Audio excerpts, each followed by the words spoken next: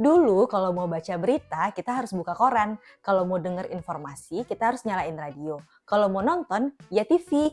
Setiap media punya bentuknya masing-masing, terpisah dan tidak saling terhubung. Tapi sekarang semuanya pindah ke sini. Satu layar untuk koran, radio, TV, musik, berita, gosip, politik, semua ada di handphone.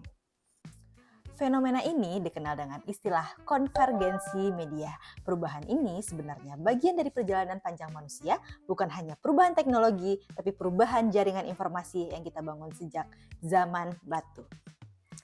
Yuval Noah Harari dalam buku Nexus menjelaskan bahwa manusia adalah spesies jaringan.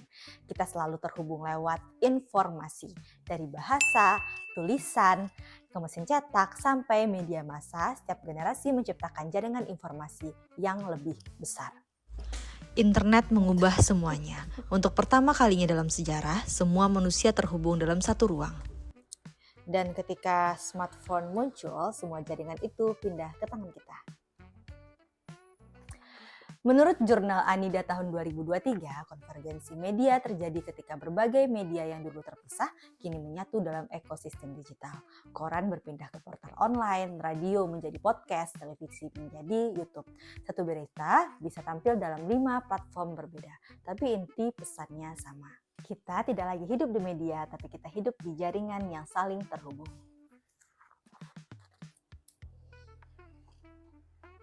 Bingung gak sih kenapa semua platform rasanya menampilkan berita yang sama?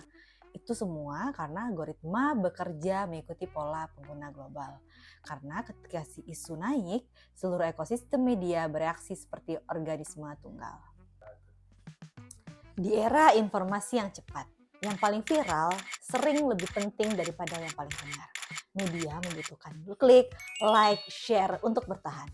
Seperti yang disampaikan Harari dalam buku Nexus, informasi bergerak lebih cepat dari kemampuan kita memahami. Itu bahaya. Kita sekarang hidup berdampingan dengan kecerdasan baru, Artificial Intelligence, AI. Dalam pandangan buku Nexus, AI bukan sekedar alat, melainkan organisme informasi baru. AI menulis teks, menciptakan gambar, membuat video, artinya sebagian informasi yang kita baca hari ini tidak dibuat oleh manusia. Deepfake adalah inovasi teknologi informasi yang cukup berbahaya. Wajah, suara, dan gerakan manusia bisa ditiru dengan sangat halus. Jika kita tidak bisa membedakan mana video asli dan mana yang palsu, sama artinya kita kehilangan fondasi yang membentuk masyarakat, yaitu kepercayaan. Kalau kita rangkum perjalanan panjang tadi, konvergensi media membuat informasi tidak punya lagi batas. Tidak ada lagi jalur terpisah, tidak ada lagi waktu tunggu. Semua informasi masuk ke dalam satu arus besar yang bergerak serempak. Di era ini, ada 3 hal yang harus kita pelajari. Literasi media, literasi digital, dan literasi AI. Teknologi membuat kita terhubung, tapi hanya kebijaksanaan yang bisa menjaga kita tetap sebagai manusia. Terima kasih sudah menonton, sampai jumpa di video berikutnya.